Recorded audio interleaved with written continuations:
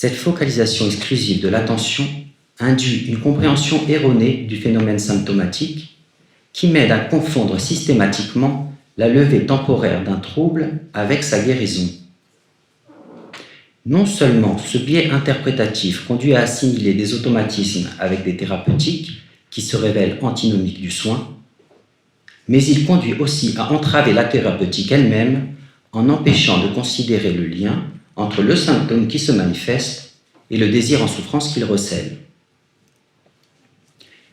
À cet égard, la poursuite de la cure de Sonia illustre bien comment le symptôme tend à se déplacer tant que la problématique de l'être dans son rapport à son désir n'est pas démêlée.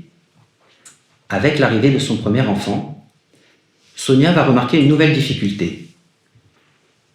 En d'autres termes, nous voyons comment l'expression symptomatique se déplace tout en dessinant les contours de la structure psychique, à savoir ici cette spécificité défensive mise en lumière par Jacques Lacan, par laquelle le névrosé obsessionnel maintient son désir impossible.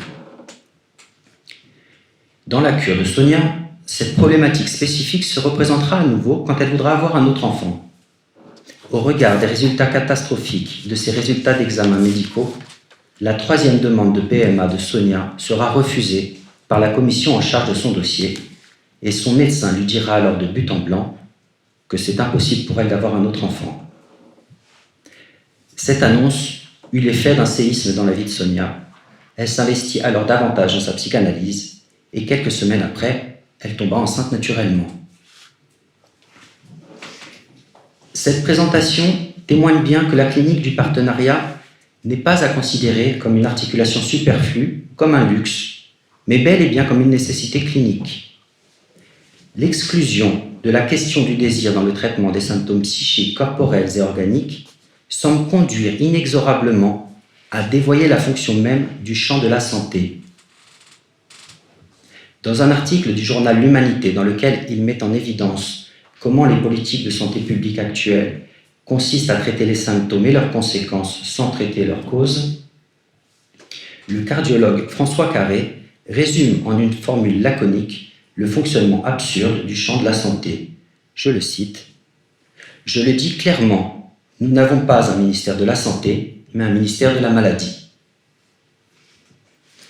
S'il est possible de remarquer que ce dévoiement de la logique du soin se structure sur une forme de rationalité myope qui se confond avec la scientificité, il est intéressant de constater la disjonction qui clive aujourd'hui la clinique psychanalytique et la clinique médicale dans la façon de répondre à la demande.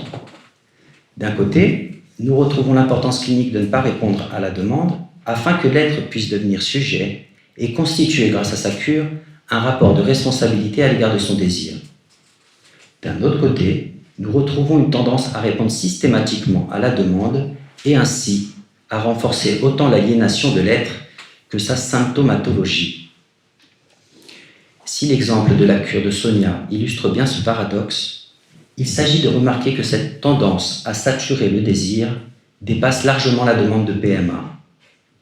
Demande d'arrêt maladie, demande d'antidépresseurs, demande d'être conditionné, demande d'être reconnu handicapé, demande de changer de sexe, etc. Cette tendance à répondre systématiquement à la demande, largement représentée aujourd'hui au sein du champ médico-psychologique, s'avère littéralement antinomique de la clinique. Cette orientation actuelle, dont les répercussions sont très lourdes pour l'ensemble de la société, illustre bien la nécessité de mettre en place une clinique du partenariat, soit une clinique qui considère l'être humain non pas comme une machine à réparer ou comme un animal à conditionner, mais comme un être de parole, comme un être de désir. Merci.